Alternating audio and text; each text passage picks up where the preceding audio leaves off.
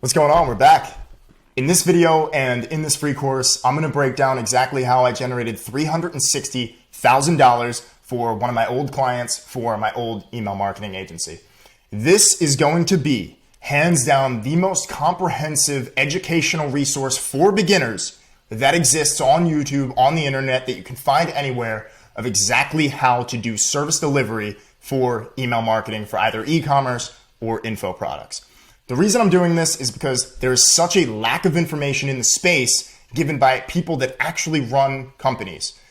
That being said, I used to run an email marketing agency, so I know what I'm talking about. And this is going to be the comprehensive, full stack resource for beginners. You guys are going to get a lot of value in this. It's going to probably be a couple hours long. I'm going to break down literally almost everything I know that applies, that's applicable for beginners. I'm going to teach you guys exactly how to think about everything, exactly how to write the copy, my process, and exactly how you can do it too. So we're going to jump into the computer here, going to screen record everything, going to have an audio over it, and we're going to break everything down. Like I said, most comprehensive resource on the internet. So let's get into it, guys. I'll see you on the other side. Right, so we're going to dive in here into one of my old clients' Klaviyo accounts, and just to show you that this number actually is real, we're going to refresh it. Let's sort by daily, weekly, monthly, all that good stuff. So, so far this year, I believe we started working with them back in March, but just so far this year, with flows alone, automated flows alone, it's been $376,000 in revenue, and towards the end of the year, they should make around $450,000 to $500,000 extra.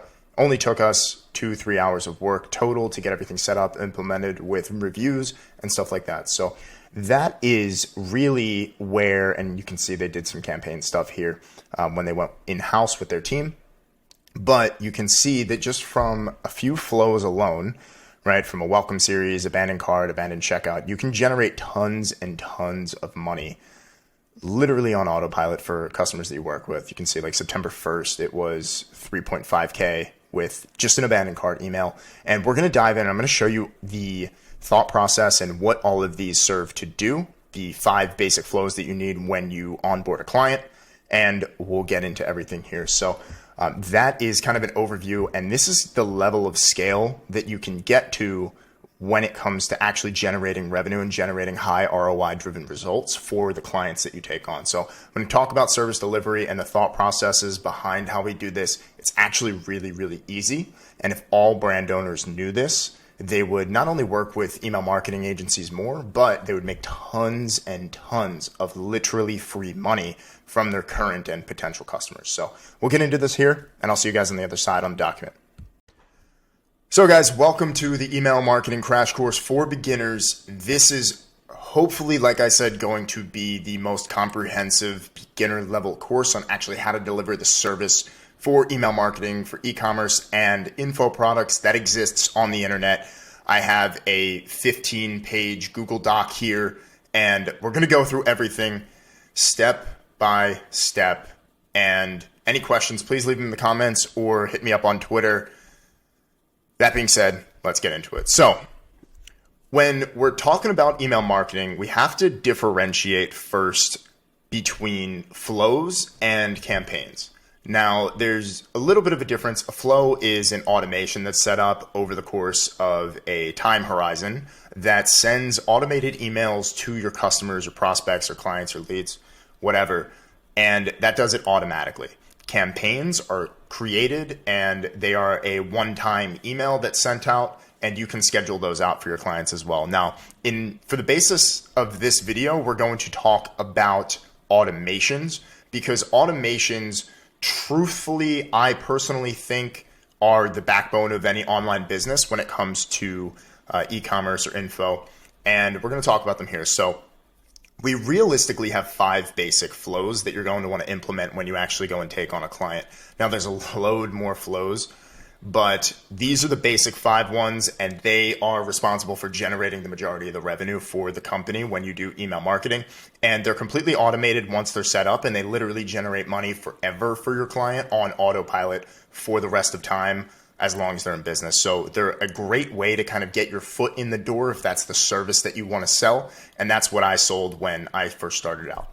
So we have 5 basic flows. We have our welcome series for non-buyers. We have our browse abandonment. We have abandoned cart. We have abandoned checkout, and we have post-purchase. Now, you can imagine if you walk into a store, what happens, right? If you walk into a clothing store and you want to go buy some clothes, the welcome series, welcome is the guy at the front of the store that actually welcomes you into the brand. And he tells you what specials there are, what discounts, and what products are on sale, right? Now, that's the equivalent of what your welcome series is. Now, browse abandonment is going to be mainly focused on when you go and you're kind of scanning the aisles and you're trying to figure out what exactly you like or what you want. And then the guy who was at the door asks you, hey, can I help you find anything? Or what exactly are you looking for? And they actually redirect you to products that you might like or that might look good on you, something like that. So abandoned cart, obviously, if you're walking around the store with a shopping cart, you put it in your cart and you leave the cart in the aisle in the center of the store, and you actually leave the entire place, right? Say something happens, you have to go somewhere, there's an emergency. That is the equivalent of abandoned cart. We use this, obviously, and I'm sure you guys have seen this over your lifetime. Abandoned carts are trying to recover your business. We're trying to influence a purchase. Your welcome series, you're trying to influence purchases, but you're also providing brand education and product education to the customers that you're actually trying to get in contact with or that you're sending emails to. Now, your abandoned checkout, this is the equivalent of you going to the cash register, putting all your stuff there, and then saying, oh, wait, no, I have to go leave, right? So we're trying to recover this purchase. And you can imagine this as a upside down pyramid of as they come into your brand. So the top of the upside down pyramid is the welcome series. The next level is the browse abandonment. Then you have the abandoned cart and then abandoned checkout. And then at the bottom, you have the post-purchase, which means they've actually already become a customer. The further that they are down on this upside down pyramid, this sales funnel, which is what this is, the closer they are to actually making a purchase. So I just kind of spoke on the goals of each flow, but I did write it out here and I'm going to talk about it. So like I said, the welcome series should be obvious. It serves to welcome and indoctrinate your potential customers into your brand. So this sequence should be sent over a period of 1 to 2 weeks.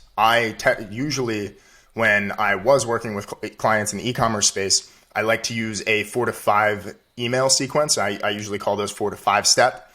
And it serves a few purposes here. And also, I want to quickly talk about time delays because I know I'm going to get tons of questions. And time delays refer to the frequency of which you send these emails, right? These automated emails. So, welcome series. So it should be immediately, then 1 day, 1 day, 1 day, and then 2 days. That's the span of about a week. And so because it's the span of about a week, you're actually indoctrinating your customer, and that's a warm lead, right? So we're trying to influence a purchase decision within the first 7 days. Now, browse abandonment, we want to do, and there's different triggers, and I'll get to that later. But browse abandonment, we want to actually have, 1 hour after they viewed a product and then 23 hours after they viewed the product. And we want to actually set a condition that if they actually do purchase from that email, we don't send them the next one, obviously. And you're going to see those purchase conditions if and when you set up your abandoned cart and abandoned checkout, because you don't want the software to actually send an abandoned cart email to when they've already purchased the product. That just doesn't make sense, right? And it makes your brand look bad because it makes and your client look bad because it makes them look like they don't know what they're doing. So abandoned cart, we want to do 1 hour after the cart abandonment and then 23 hours after the cart abandonment. And actually, you want to send them this. I usually like to do this. You send them the same email if they actually didn't open the first one, right? So it actually prevents you from having to design 2 separate abandoned cart emails. Now, and you can do that with just a different subject line. And, your cart is about to expire, or, it's been 23 hours since you put this in your cart, something like that. Now, abandoned checkout. I like to use a very, very aggressive abandoned checkout structure. A lot of brands might want to stay away from this, but It really just depends on the direction, and you have to test this when you actually work with a client. So 1 hour after 1 hour after the checkout abandonment, 23 hours after the checkout abandonment, that makes 1 day. 2 days after the checkout abandonment, and then 1 week after the checkout abandonment. And like I said, for the 2 previous emails, you can actually resend them the same thing if they didn't open it. And each level of these we're going to get into, they're going to look a little bit different because of the level of depth that you go into when you actually explain these things. So post-purchase, first email is going to be immediately after purchase. That's going to actually have the highest open rate because they just bought something from you, the highest intent to open. 3 days after purchase, 7 days after purchase, and then 14 days after purchase.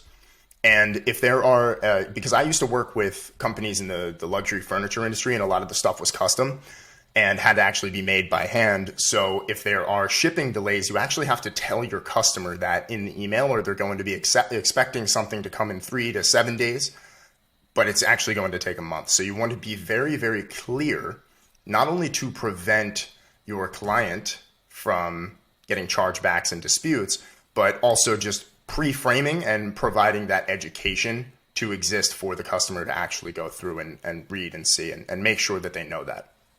So, cool. Now, let's get into the welcome series here. So our first welcome email is actually going to try to push for a sale with an offer that comes from the pop-up, right? So this can be introductory, like an introductory offer, like a discount or a free training, something like that, that is actually going to get them opted in to actually receiving emails from your brand. Now, this email, because it's the first email that you're ever sending to your potential customer, you're going to want to provide a couple different things, right? You're going to want to thank them for subscribing, and you're going to want to maybe provide a discount if you guys are actually doing discounts, a little bit of messaging about the brand, why they are different from all of the other competitors and things like that. So usually people have very high intent when they actually take advantage of those types of offers. Now, the second email is going to usually follow this general format, right? So the in-depth information on your brand story, your quality standards, and the unique reasons to actually go and buy your product, buy the product that you're selling, and why it's actually different from the others within the same market, right? So you have to think about how these days with advertising and the internet, so much product information actually exists. There are so many different competitors in every single niche that are all vying for your customers' money. So you have to do something to stand out. This is what this second email actually serves to do. This one is going to be a little bit longer in format because you want to highlight the story of the brand, and you want to try to get the story to identify and actually influence a purchase decision with the customer in mind. So I hope that makes sense. So email 3, we're going to be using actually social proof now, because everyone usually, even when I go and buy something, I go and I look at reviews, I look at testimonials, I look at product reviews on YouTube, stuff like that. So we want to actually put that level of social proof in our third email, because the reason why that they probably haven't bought yet is because of a few reasons. And this just helps satisfy and handle those objections and show that other people have used this product. These are the reviews. Maybe it's a video review. Maybe it is just a testimonial in text, something like that. And we're going to pretty much bombard the customer with, 3 to 5 to 10 reviews that they can go and reference. And it provides not only product testimonials, but actually helps solidify their purchase decision. So email 4, we're going to focus on the unique quality standards again and provide even deeper levels of product education, maybe a meet the founders type thing. And then you're also going to see if they can connect with you on social media and things like that. So usually the fourth email, it's kind of like a last ditch effort is how I would kind of look at it when actually trying to influence purchase decisions from those first time buyers. Now, that's the welcome series in a nutshell. So I want to get into, there's some screenshots from a client dashboard that I had, right? And it highlights over the past few months from, I believe, March to November 3rd is when I'm filming this.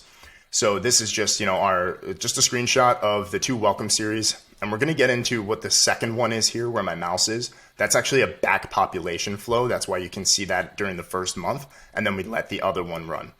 Now, what back population is, and I'll get into it a little bit further down in this video, back population allows you to pretty much send the welcome series out to people that have already subscribed and trying to pick up as much money on the table as possible, as soon as possible, when you actually go live for your client.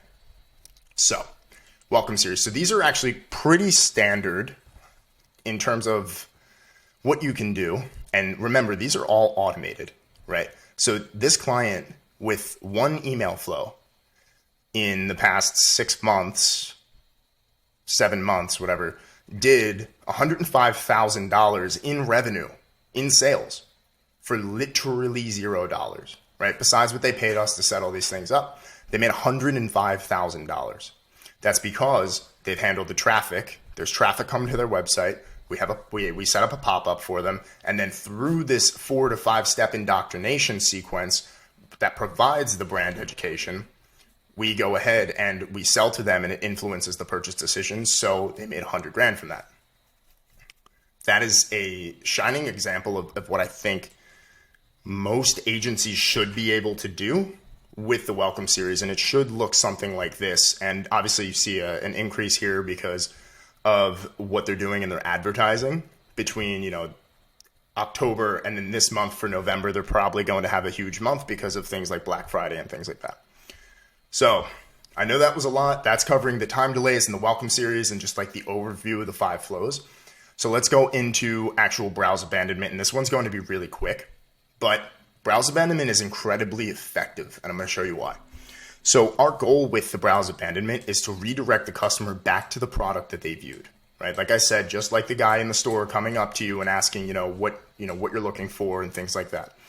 Now, we're going to use the standard time delay structure, like I said, and we're just going to resend it. And this is just something that you want to have in place just in case.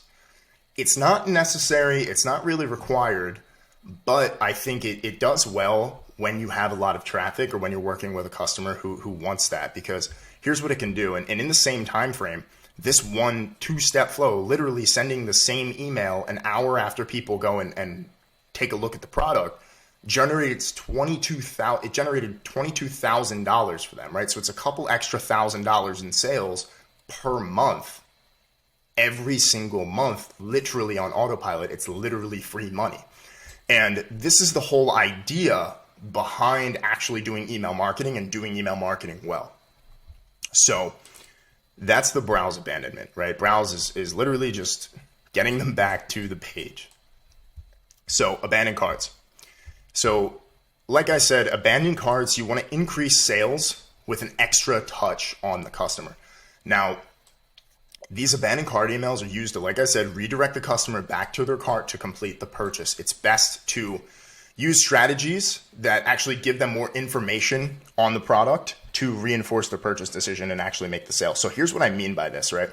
So if you have a customer that comes in and all they have is the product education from the website and from the emails, in the abandoned cart, we're actually going to start using copywriting techniques and copywriting tactics to actually drive that sale, right? We want to provide more product information, and we want to give more of an in-depth explanation as to why they should buy the product versus, hey, you left this in your cart, right? We want to take a personal touch to that, right? Because there's a reason why they haven't completed that sale.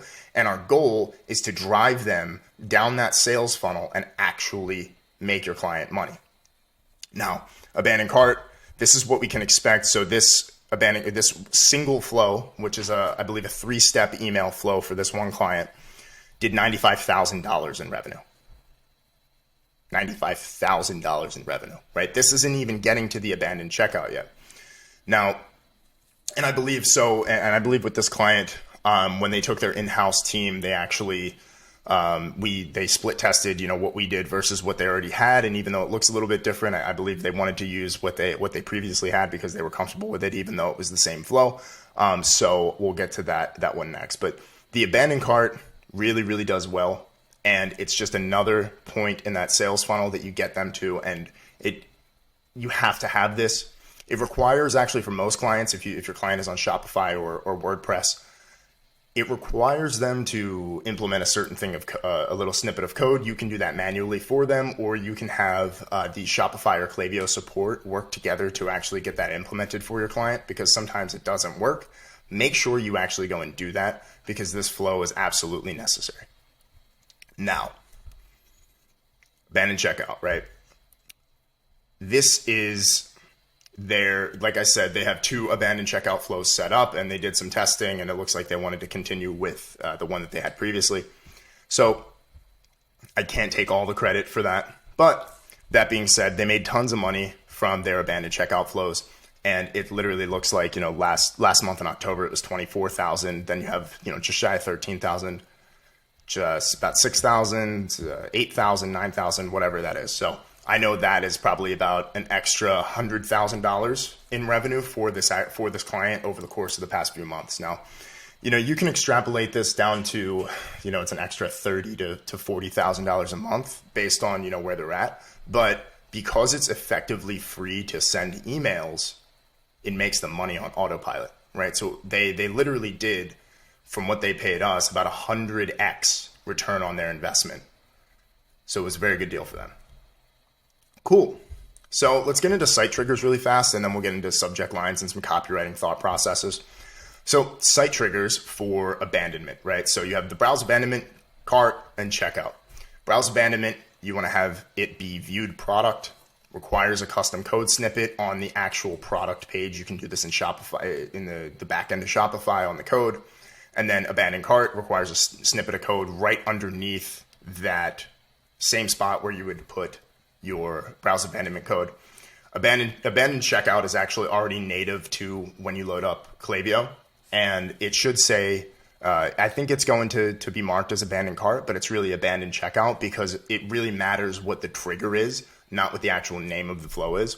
The trigger is checkout started. So actually, if you just use the standard one from Klaviyo, it's going to be for abandoned checkout, not actually abandoned cart. Abandoned cart and browse abandonment, you have to set up manually yourself, and you have to make sure it fires in order to go and do revenue like this. So keep that in mind, guys. So some of the fun stuff, and this is where you actually make the money, right, is in the copywriting. Now, you have essentially, you have there's a funnel, the same way that we have a funnel with how we actually go about our email funnel, right? Welcome, browse, cart, checkout, post purchase. You actually have a similar funnel when it comes to actually getting people to click and open up and click through to the email. Now, actually, let's go down here first, because I believe it's down here. Where is it at?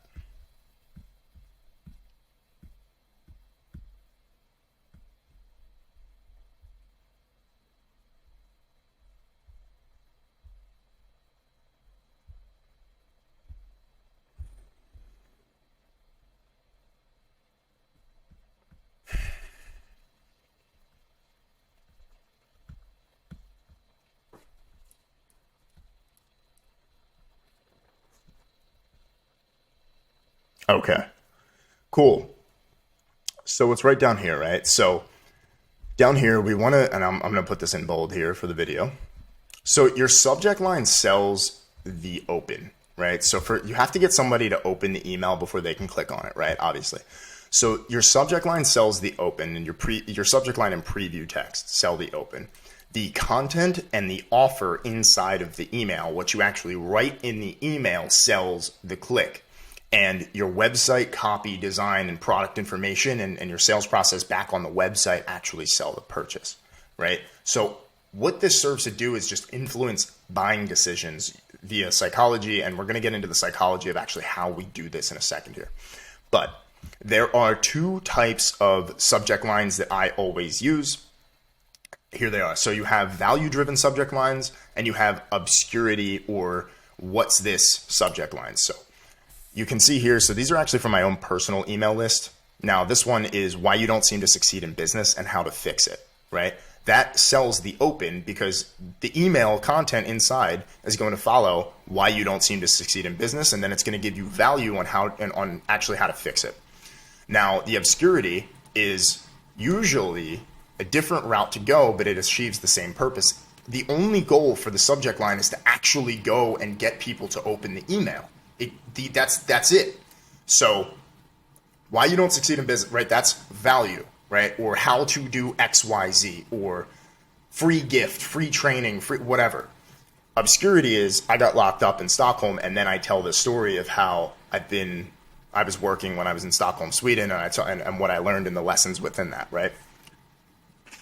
That's the difference. Obscurity serves as something called a pattern interrupt. Most people are so used to seeing over and over and over again the same thing. Obscurity makes people sit there and question, and actually breaks the pattern of what they're usually seeing, and instead of tuning out, they tune in because it's different than what they've seen before. So keep that in mind. And like I said, subject line sells the open, the content and the offer sell the click, and then your website copy, product, information, stuff like that actually sells the purchase. So let's get into content writing and how we actually think. I want to give you guys examples, but I feel like this is to serve as a kind of a primer for beginners. So realistically, like if I was to sit here and give you guys examples, then you guys would just rip those and never actually think for yourselves. I want to teach you guys how to think about it so you can have the skill set to go and do it for yourself, right? It's that idea of it's the wizard, not the wand. It's not the actual spell, but it's learning how to actually cast the spell, because you can replicate the way you cast the spell and the ideas behind it and the principles, and then build your own stuff off of those principles.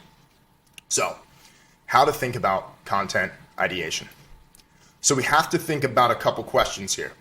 So first, who is the target audience and who is the ideal customer, right? What do they do in their day-to-day lives? What makes them tick? What resonates with them? What do they think about on a daily basis?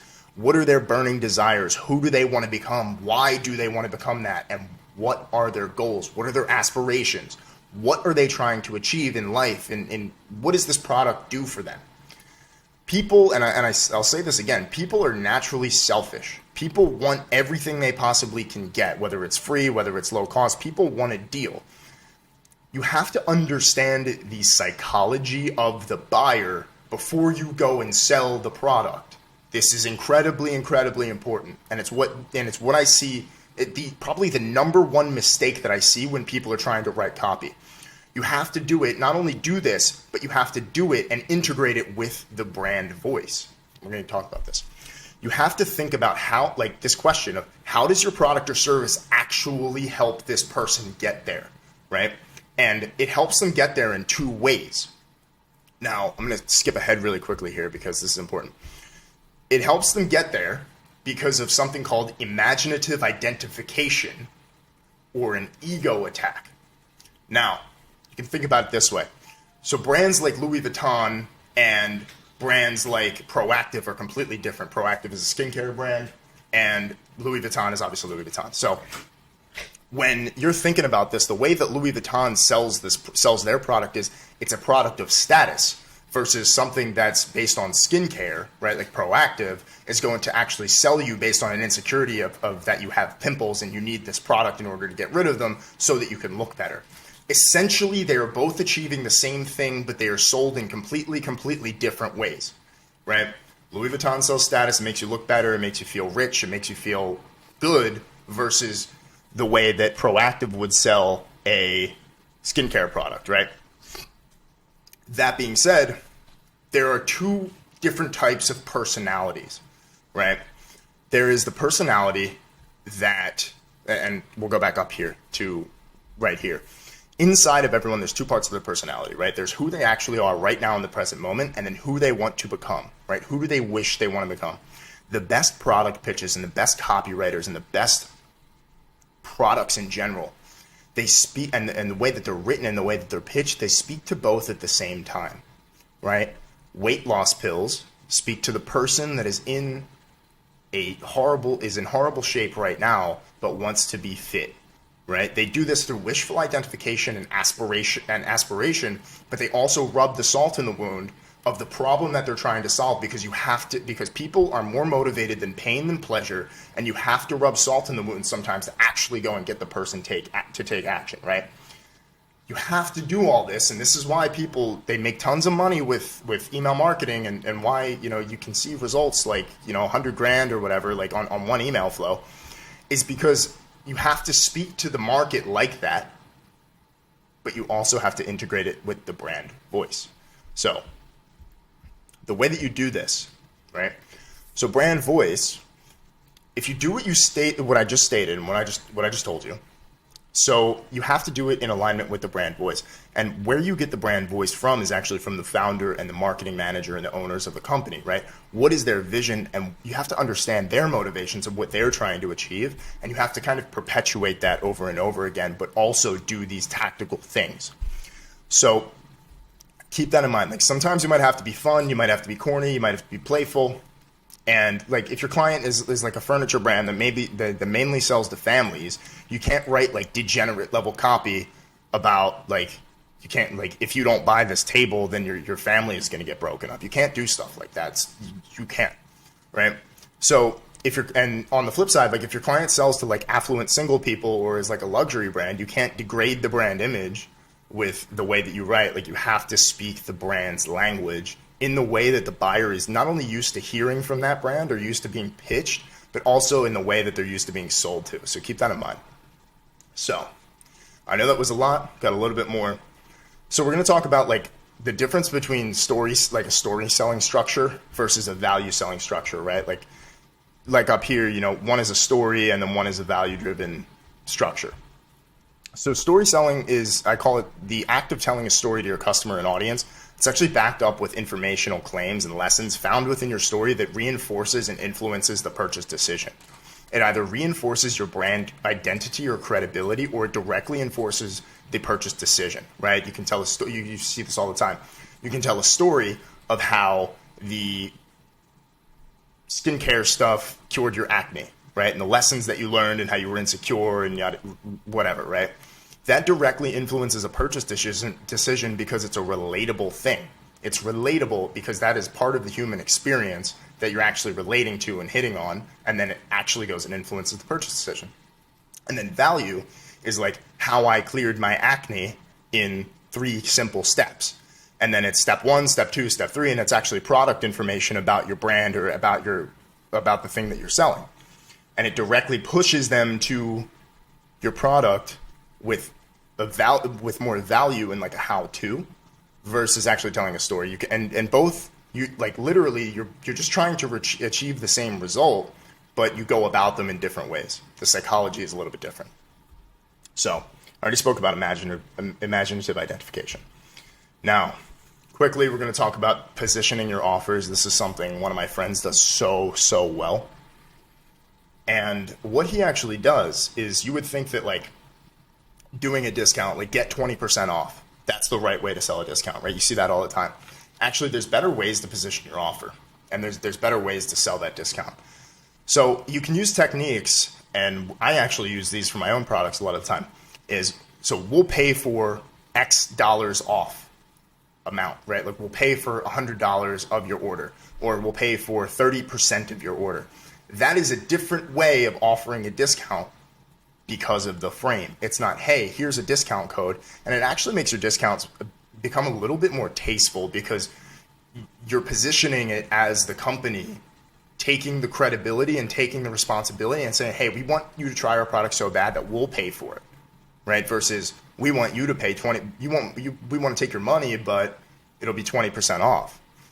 Different ways. Again, we're trying to achieve the same result of actually influencing a purchase decision. So keep that in mind. That's really quick. There's a lot of ways to do that, but those are 2 different really cool types of ways that I've seen it done and how you can do that too. So what to charge, how, and why it makes sense to do business. I get this question literally every single day. What do I actually go and charge my clients? If I'm just getting started, I have no results, what do I charge my clients? $500 to $1,000.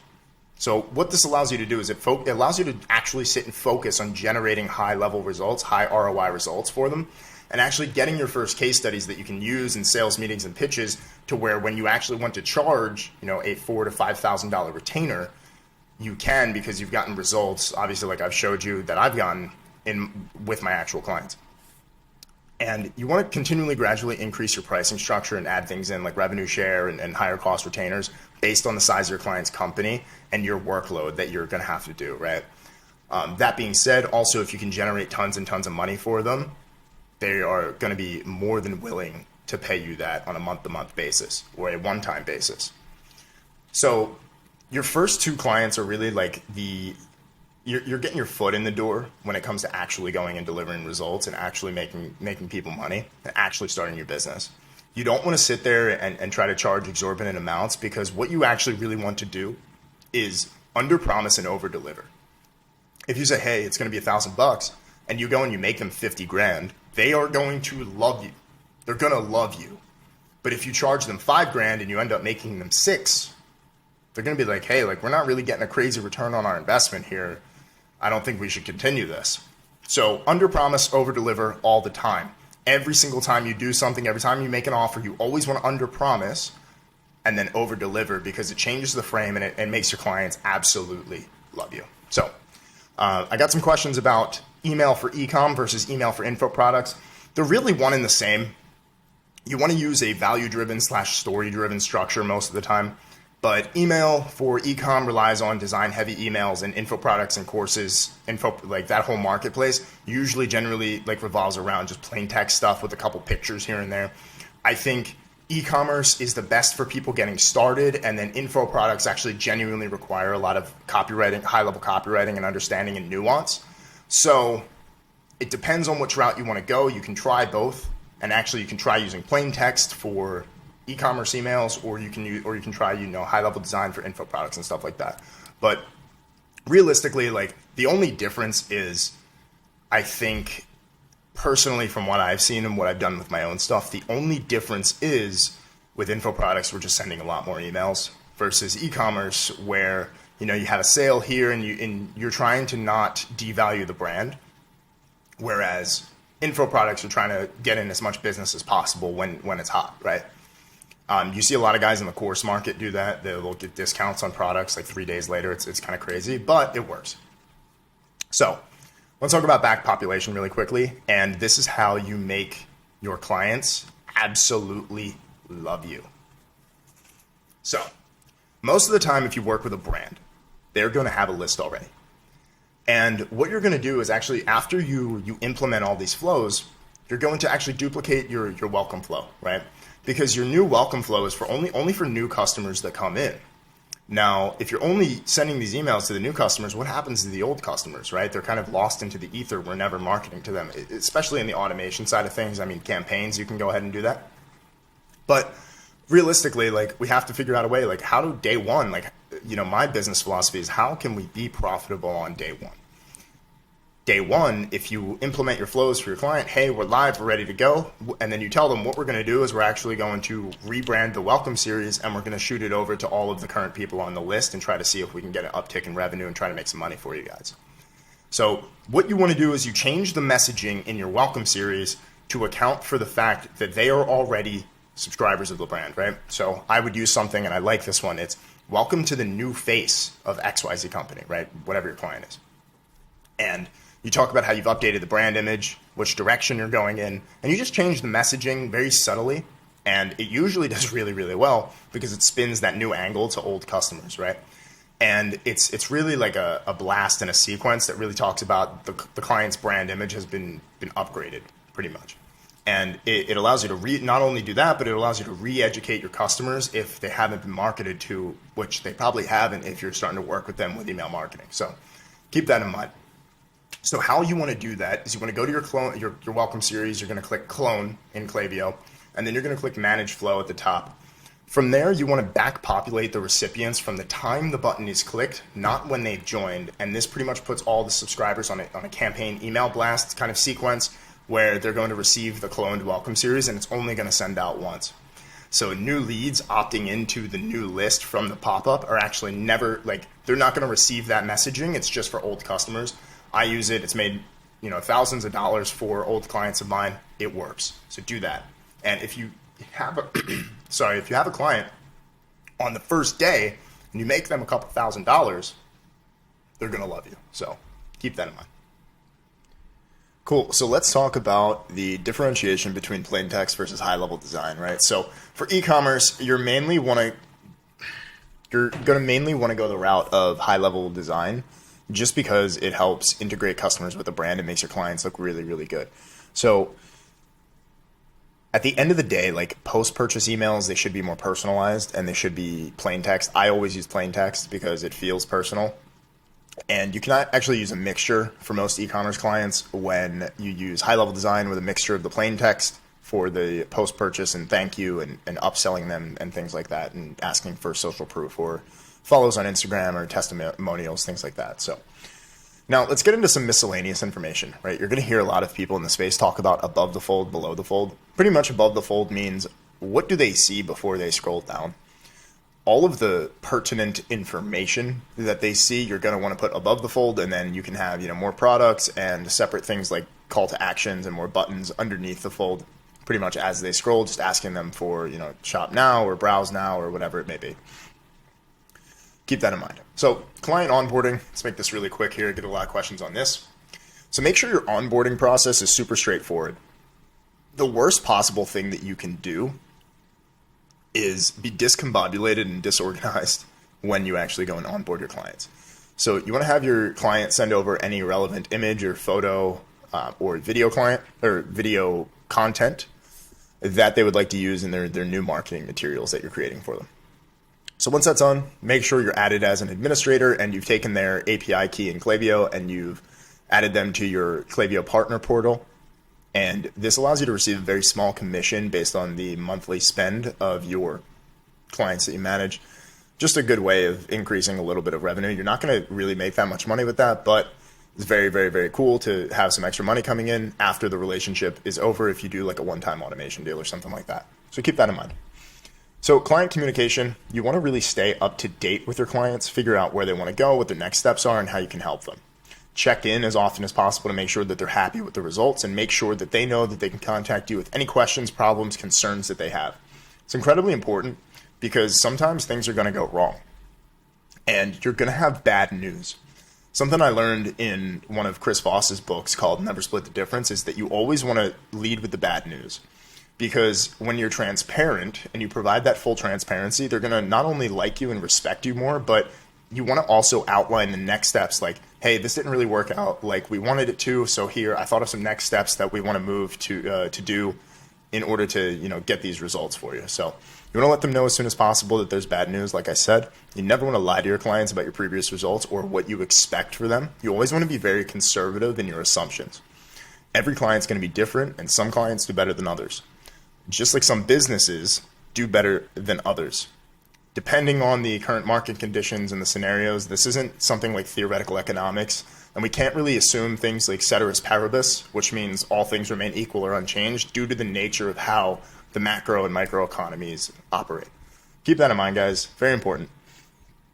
So data reporting, you really just want to use comparisons to where they were when they first started with you and week-to-week updates like, hey, we generated this. I don't know if you checked. I don't know if you saw. Keep this in mind. We're doing a good job for you. Pop-ups, can do a really quick thing on pop-ups here. How to create lead magnets, right? So a lead magnet is a free offer to your customer that they would be stupid not to take. This could be things like discounts, lookbooks for fashion brands, things like that, PDF guides that provide further product education on a quick fix or for whatever problem that their product solves. And I'm sure you guys have seen this all over the internet, like get the free 7-step guide in order to do X, Y, Z, right? So with pop-up timing, I really think that there's only one methodology to use, and that's be super aggressive with how often your pop-up is shown to people that haven't converted yet. There's a ton of different ways you can do this in Klaviyo. I like 15 seconds or 80% or 60% page scroll because you want to give the customer time to actually look at the content on the website. actually looking on the content on the website before you bombard them with a pop-up saying, hey, subscribe to our email list, right?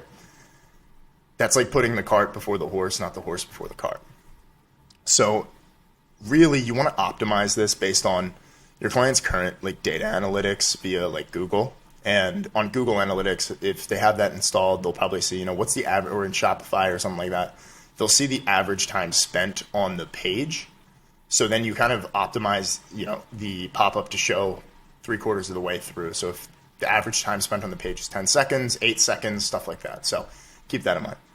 So how you actually copyright for the pop-ups is you dangle the carrot and give them an offer as to why they should sign up, like what they're going to receive, what's it going to do for them. People care about themselves more than anyone else, like I said, and everyone's naturally selfish. So you want to actually use this to your advantage when you're creating pop-ups and funnels for your clients.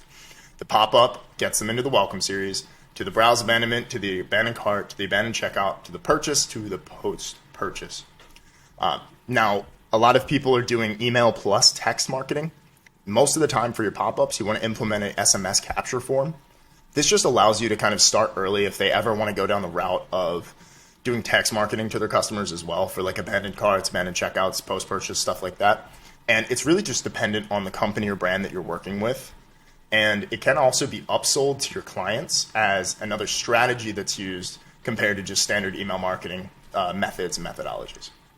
So obviously just speak with your client or prospect about if they'd actually like to potentially use or implement this in the future, and then just make sure that's up, make sure that all works, and make sure that's good to go.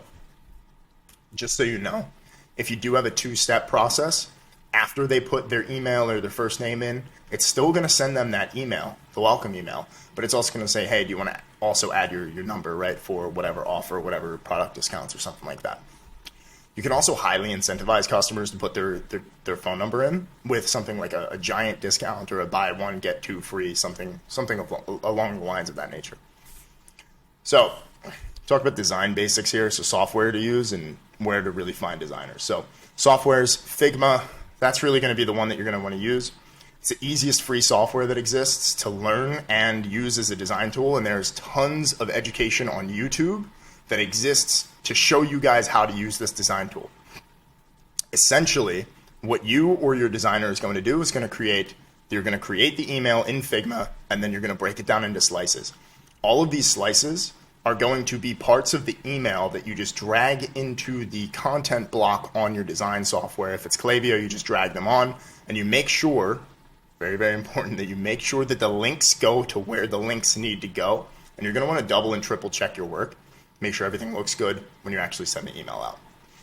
Now, once you've created a few templates for customers or clients that you work with, you can actually reuse these templates depending on which kind of marketplace, right? Like you can reuse a post-purchase email template that asks for reviews, and you can update that template with your new client's information. So it's really plug and play. Once you really start to get in the game and you start to get a couple clients, it makes it so much easier because you know exactly where everything is going to go. So, steps. This is what this looks like. Implementation steps. Let's make this bold here. So, step 1, you're going to write the copy and send the copy to your email designer. You're going to, step 2 is you or the designer is going to design everything in Figma, and it's going to send you the slices via email, which you are going to implement into Klaviyo as content blocks in the actual design tool on Klaviyo. Step 3 is during this process, you're going to make sure everything is sending correctly. Like I said, subject lines are correct, previews correct, all the links point exactly to where they should go to. Like I said, be sure to double and triple check your work. Step 4, you're going to create your flows and your time delays with the conditions inside of your email marketing software. Conditions as in if they purchase, don't send, if they do stuff like that. Step 5, you're going to clone the welcome series that you did. You're going to update the messaging, and you're going to back populate it to start to generate revenue as fast as possible for your client, and they're going to be very, very happy. Step 6 is the client that you're working with. It's their job, obviously, to drive traffic. These flows are then going to print money for your clients literally on autopilot for the rest of time. Then, I want to quickly talk about client retention for automation setups.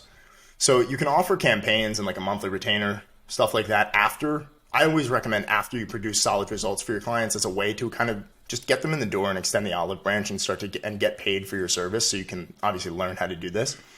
It helps you develop a good relationship with them.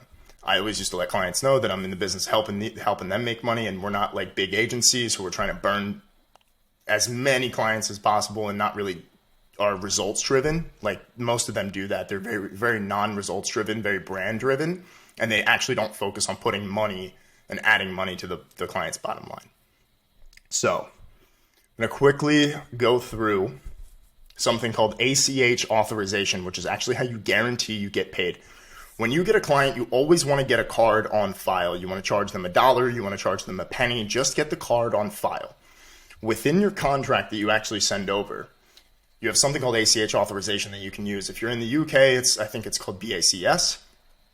What it means is you are signing an agreement which allows you to charge your client just so they don't ghost you for what they actually owe. Now, this has worked for me. I always do this, and this is just what I've seen after just experience in this game. Is there's a lot of freelancers or people who are just trying to get started who end up getting burned, and they don't actually get paid because they don't get a card on file and they never hear from the client again after they do the work for them. So make sure this is stipulated in your contract. There's a lot of information here. I used to do billed at the time of work delivery, and if you structure something like a payment plan, you get 50% up front, and then when you deliver the work, you get paid the rest. Usually, because it's your own business, you can work out the payment terms with the client. It allows you to stay protected. So let's talk about this a little bit more. So what we want to do is this really just exists as an insurance policy for you to guarantee that you get paid. And we don't really need a full ACH authorization form, but we do need contract stipulations that say that, they are agreeing to ACH authorization. They're agreeing to be charged at the time of service delivery or at the time of the payment terms. So if you guys want to pause the video and just read all of this on this page, this is from an email that I sent out to my list. It just goes over the contract stipulations that you need to include and just some prior examples and things like that. So this is the primer for beginners, for people getting started out in email marketing.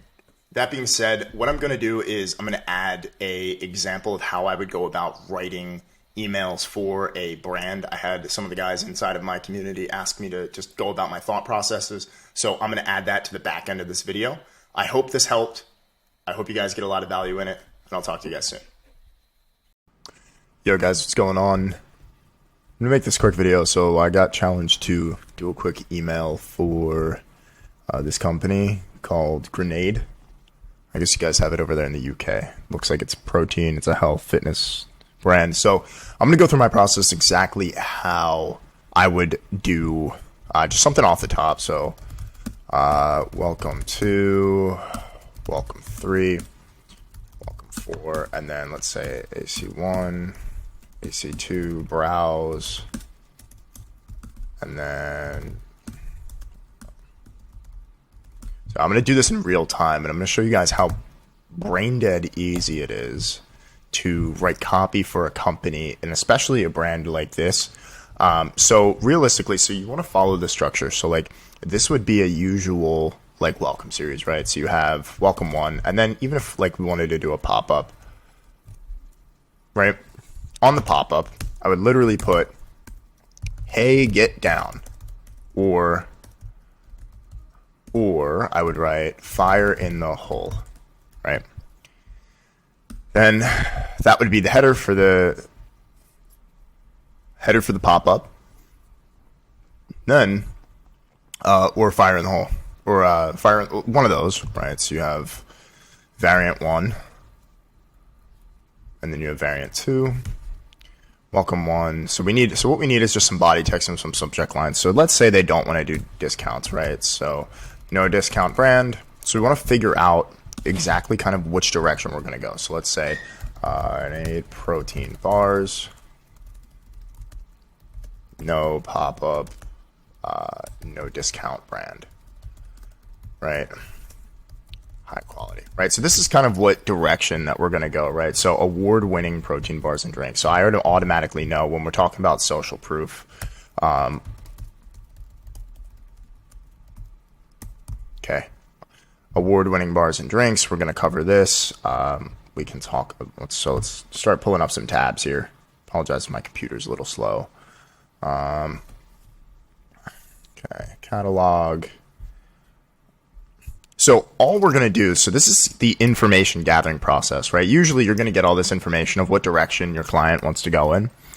So we really just want to look at like frequently asked questions. So we can find, I know just based off the top of my head, as this pulls up, I know that we can find frequently asked questions and stuff that we can use for social proof inside of the frequently asked questions if a company has that or a brand has that. So let's let this load up here.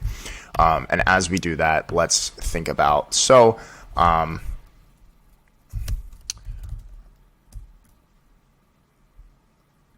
okay, my computer just decides not to work while I'm recording. Great. Okay, blowing up your inbox, working title.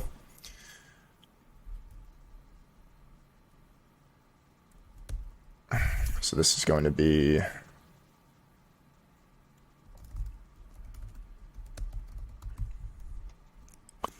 and you already know, like, depending on whether the company has customers already, obviously, or they're like established. If they do have something like a brand story, it means that they want to highlight that, right? And it's your job as a copywriter to spin that story and highlight that. And most of the time, like, I see a lot of people overwrite when they're doing the writing. They overwrite, or they either make it too simple. Like, it's either broken up into like kind of making it look like a Twitter thread versus actually just getting the information across. Like, when you guys get an email, right? You don't look at it for that long. You see, okay, what is this about, right? So, or I would maybe change this first welcome series email to we won't blow up your inbox. Or you can actually use that for the pop-up, right? So let's try to get this. Okay, there we go.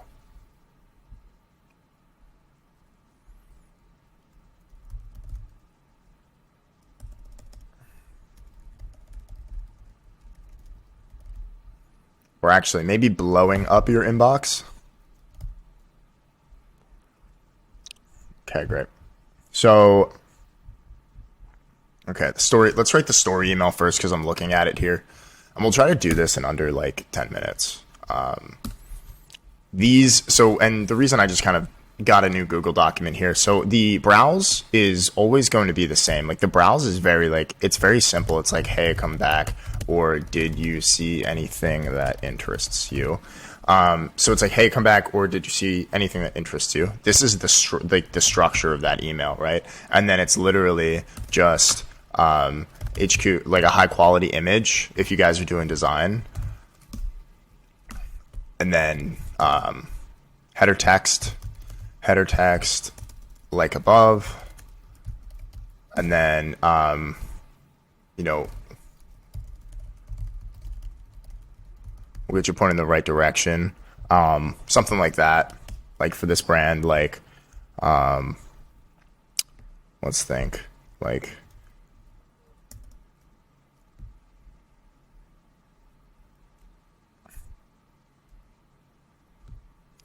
and what I would, so okay, yeah, like we'll get you put in the right direction, and then it would be products, and then there would be a CTA.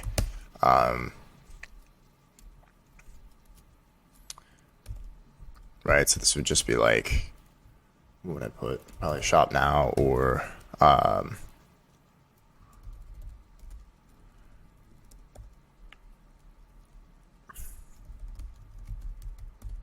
load up your grenades.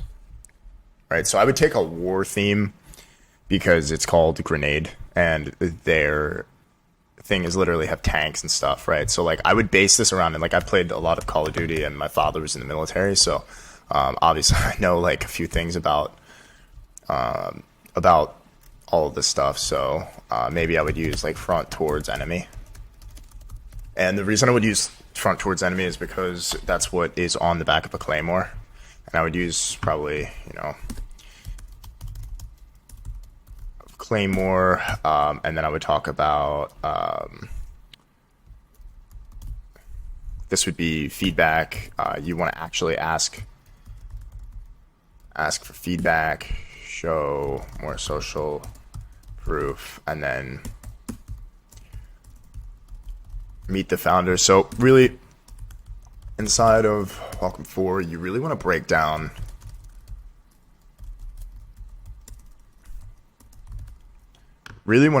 like more of like the why, because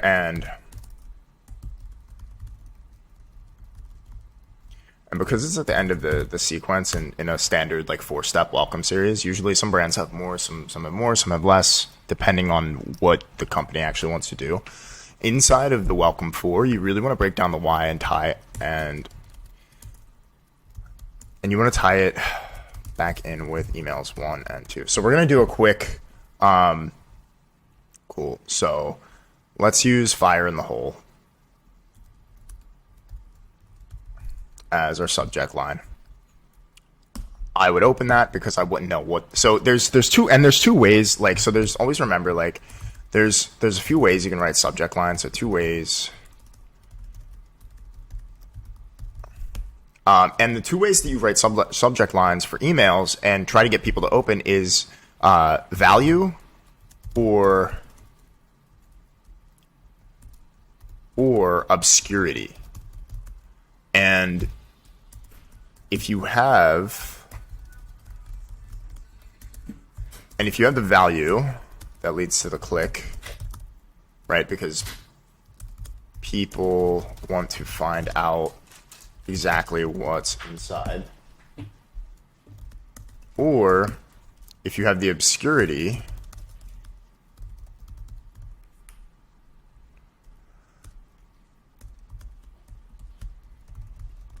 people want to find out what it means, right? So you have to kind of sell the click, and your job is to sell the click. So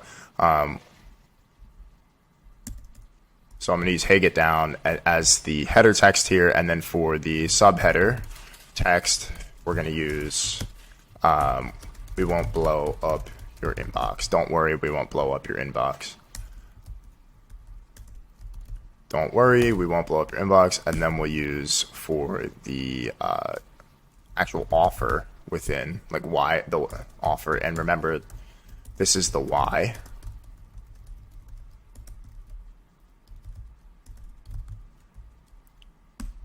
The why of why they're signing up. So we'll use,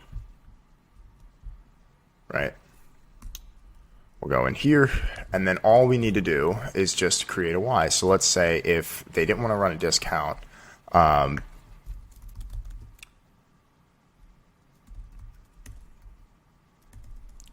would say CY grenade is the, or let's say, so if you're in the UK, obviously we're going to use SAS, and then if you're in America, say you were doing this for like some company in America, right? And if you're using this war theme, because that's actually the branding of the company, I would say, why were the SEAL Team 6 or the SAS or the Royal Marines or something, SAS, like Royal Marines.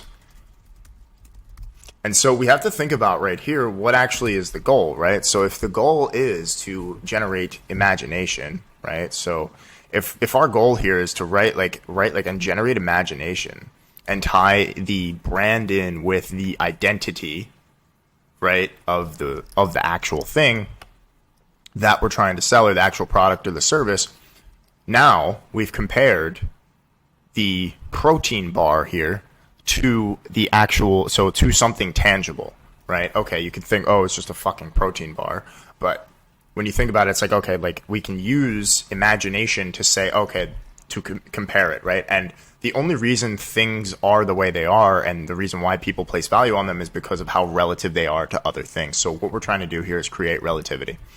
So I would say, so let me go under here. So this is so when you're writing your emails, like, this is the structure that you guys want to use. And most of the time, if you're able to generate that imagination and show the unique quality standards, of the actual product. Like it's quite straightforward when you have the information there. So like I said, okay, like let's talk about if we were to do like a welcome email.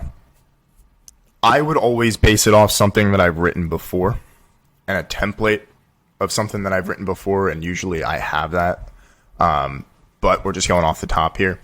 Because when you start to work with companies in a certain niche, if you work with, let's say you work with a bunch of skincare brands, you know that the thing that works for skincare brand A works for B, works for C, and all you need to do is input the and plug and play. Like it's literally as close to plug and play as that you can get.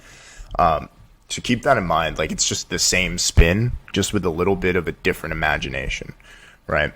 So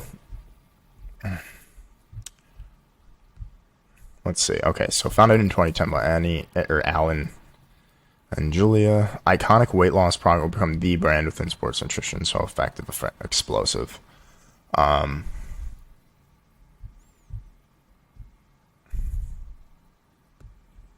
right. So we're gonna say.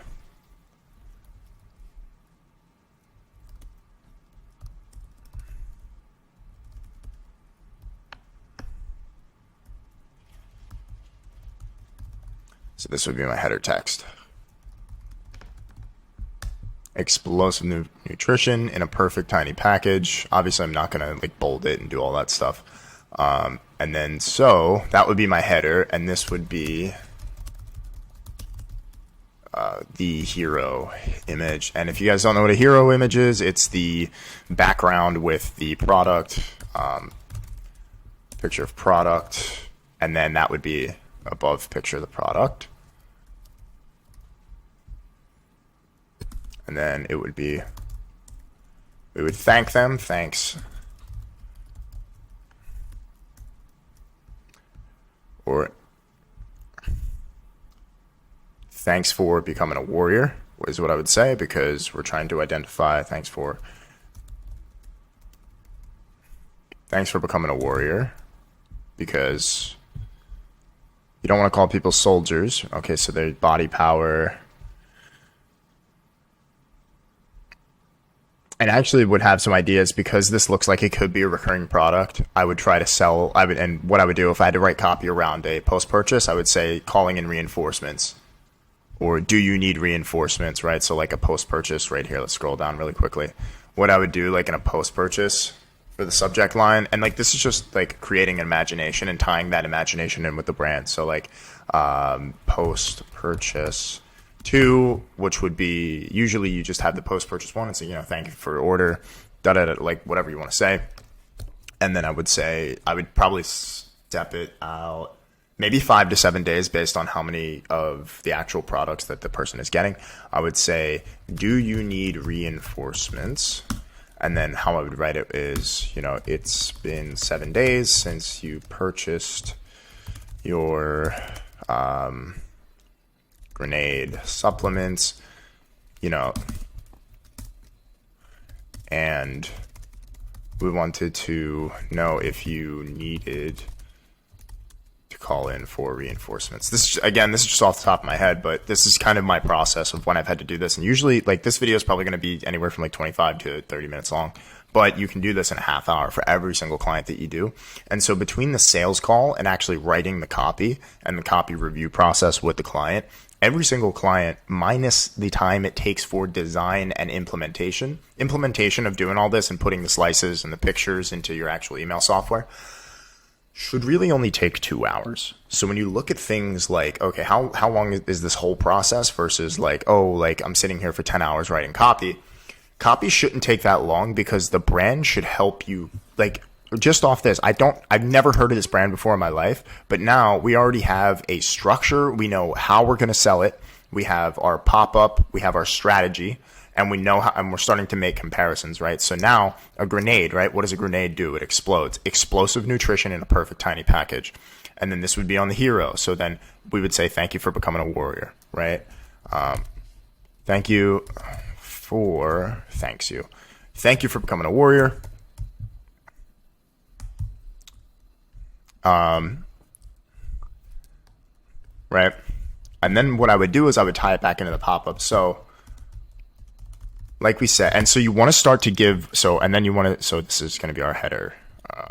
And then, like I said, next underneath here, so now we're going to talk about unique quality standards and a bit of information about the product brand, right? So this isn't the story, but it's so because you guys can see, oh, there we go. So because you guys can see, we said, hey, get down. Don't worry, we won't blow up your inbox. This CY grenade is the SEAL Team 6 or SAS or Royal Marines, whatever you guys want to put. Let's say SEAL Team 6 for my American friends. Why were the Royal Marines the supplements, right? And then now, okay, cool. So we've gone there, and now welcome one. Explosive nutrition, perfect tiny package. So now we're talking about, okay, so we know that this is a weight loss product, or it's a protein product, or it's a supplement, right? Then we're going to thank them, of course, for subscribing. You always want to thank them. And then, so like we said, where is it? Let this computer load again. So like we said, we're the SEAL Team 6 of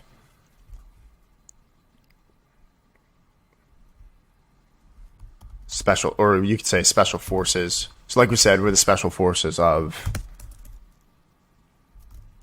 supplements. Here's why. Right?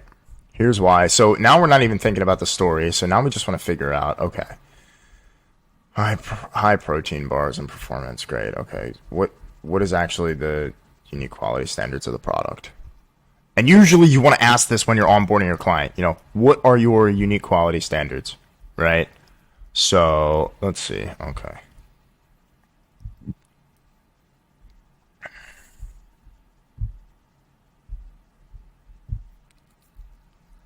Palm oil sustainable. If I can find the nutrition facts, then I can write it around. I can write it around there. Like, you know, you could talk about how they had vegan options, but I probably wouldn't. Let's say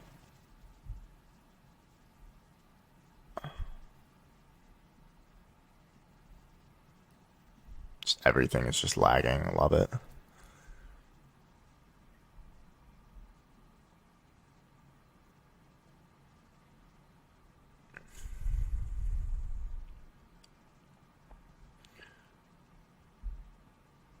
Cool.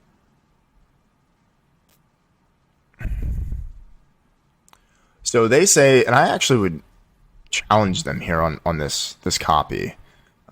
We care about doing things properly, and that's why we refuse to compromise. We refuse to compromise attention to detail. We compromise in the attitude that makes us who we are. We do it our way, not anyone else's. Okay, that really doesn't say much. Okay, so we can go back to like our story, because I don't really, it doesn't talk about the unique quality standards. So I would, if I had this client, I would ask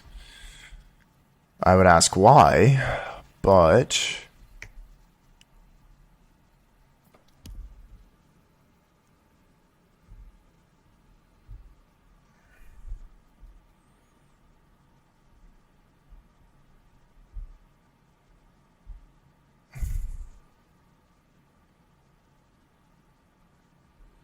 I mean, they don't even really say much here.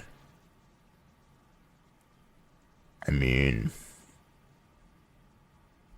okay, so great. So we know that they have performance nutrition, they have drinks, they have protein bars. Under here, so where it says browse by goal, right? So now, here's what I would do. I would say, here's why. Whether you're on the go, need a quick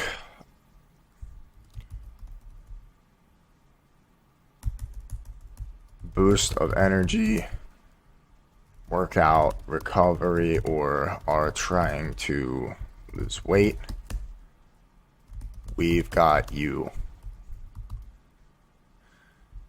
We've got you covered. And so now I'm waiting for this to load on my Google Doc, because my computer is horrible.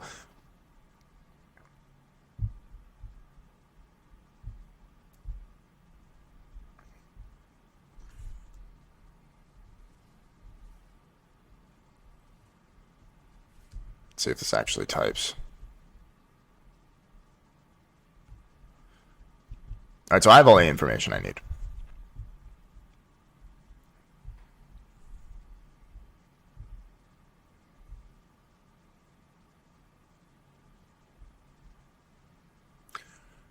Great.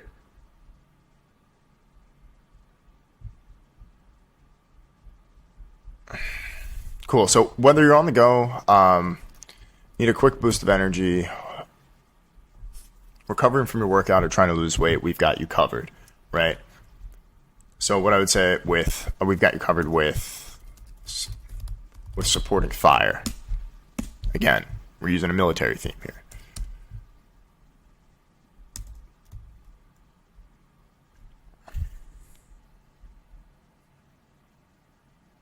Great.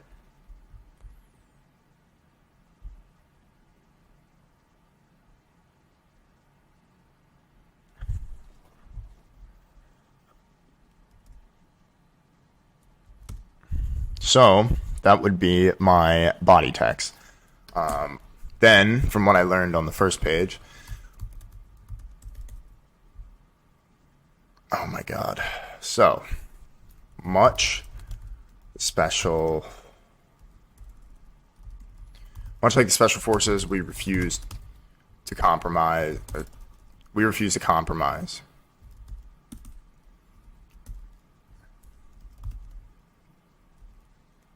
And it pays to be uncompromising. It pays to be uncompromising because I know that the SEALs, the Navy SEALs and the Special Forces, they say it pays to be a winner. Will you join them? Right? Thanks for becoming a warrior, and it pays to be uncompromising.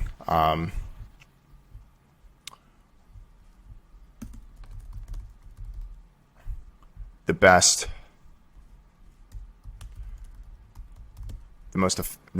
and most effective.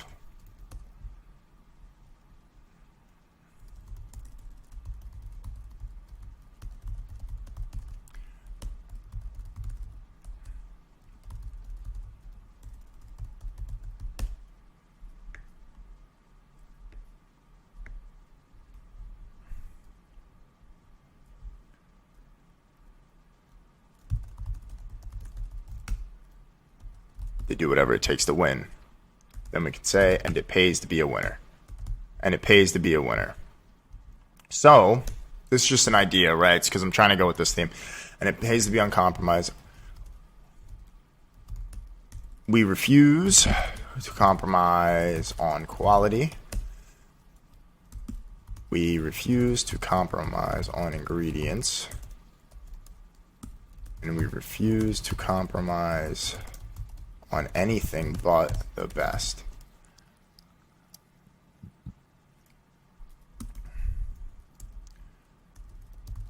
So welcome to Grenade. Welcome to Grenade. And then what I would do is I would say tomorrow, we're going to tell you more about the story, right? And a lot of you guys might recognize here that there's no real way that I'm trying to figure out the call to action, right? Because when you have a brand like this, you want to create identification, right? At least that's how I think. You want to identify someone with the brand, with the company. So tomorrow we're going to tell you more about the story of how we started and why we're the best in the world, right? So we refuse to compromise. And what I would do is I would actually design this I would have the design direction in a different way. And I would say, we refuse to compromise on quality, ingredients, and we refuse to compromise on anything but the best.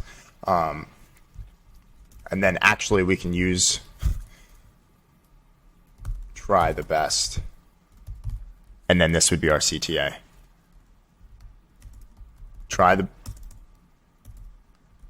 CTA would be try the best. Or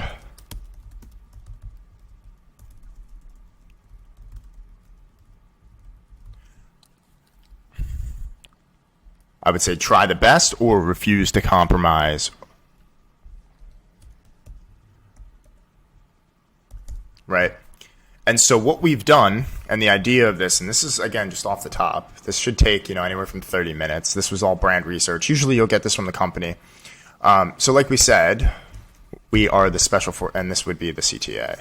And then that would be, it's very short, it's very quick, and it would be above the fold. And then this would be below the fold. And then I would say, hey, tomorrow we're going to tell you more about the story of how we started and why we're the best in the world, right? Then I would delay this. This would be 1 day. 1 day time delay. And then I would get into, these pictures. I mean, like, they don't really do a good job here. And I would figure out how we tie into the story. So then what you want to do in the second email is you want to tie the story into why they're the best, right?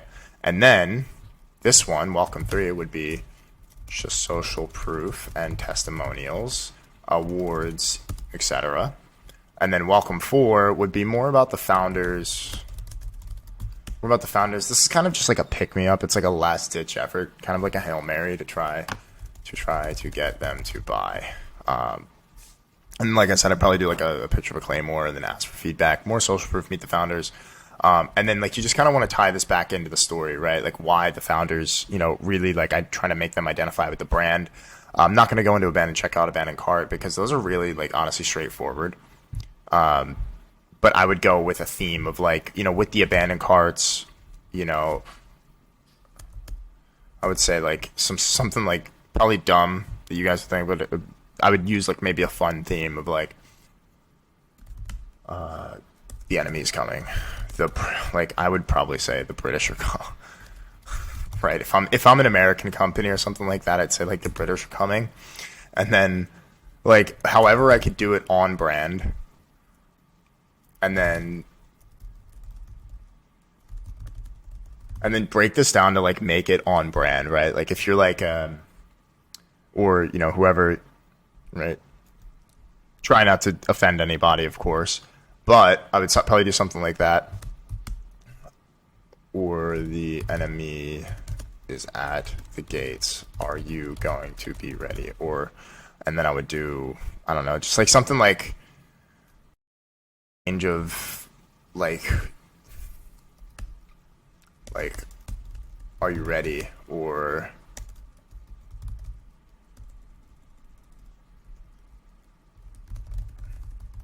And what you want to do, like, or you're going to be defeated. And really the idea is like, okay, like if they're already at this point in the sales process, right, of like abandoned checkout or something like that, like they're ready to buy, they just haven't yet. And there's a reason why. So you want to go more kind of like direct response, kind of start to hit on a little bit more of like vanity or ego points. And then you should be able to obviously recover a bunch of lost sales. Or you can be humorous or something like that. But that's how I would do it. I hope that helped. And if I was to design this, I'm not going to, but if I was to design this, it would absolutely crush, because what you're doing is you're creating the identity of the brand with this refusal to compromise. And you're tying it in and saying that, okay, if you don't eat these protein bars, then that means you're compromising with something. You're compromising on health. You're compromising on where you could be. You're compromising on winning at things. You're compromising, like you get, like pretty much like if you don't buy this, and I'm sure if I spent more time on this and I wasn't trying to record at the same time, I'd be able to put a little bit more thought on it. But like you guys have just seen me take this brand from, okay, now we've fleshed out an entire brand strategy to move forward with their email marketing and at least test this, right? So what you want to do is, so right here, I would probably make this bold and like that orange color or whatever they have. And, they never give up. They never quit. Like if you don't do this, then you're then you're a quitter. You're not a winner. And you refuse to compromise, and you're compromising on your health and things like that. So, or your goals. That being said, I hope that helps. Talk to you guys soon. So we covered the 5 basic flows. We've covered how and why they work, giving you some structure and exactly kind of what to put inside of those. giving you guys an example of how I actually go about my thought process when thinking about how to write copy for e-commerce email marketing or info product email marketing. We've covered imaginative identification versus ego attack. We've covered obscurity versus value-driven subject lines. And actually, you should have every single thing that you need from watching this video to actually go and deliver the service for email marketing. That being said, what we didn't cover is client acquisition.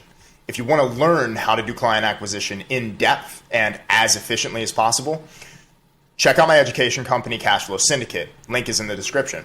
Inside, you're going to receive 10 hours of course content for free, and it actually costs less than the price of a Chipotle burrito for lunch to be inside of that community.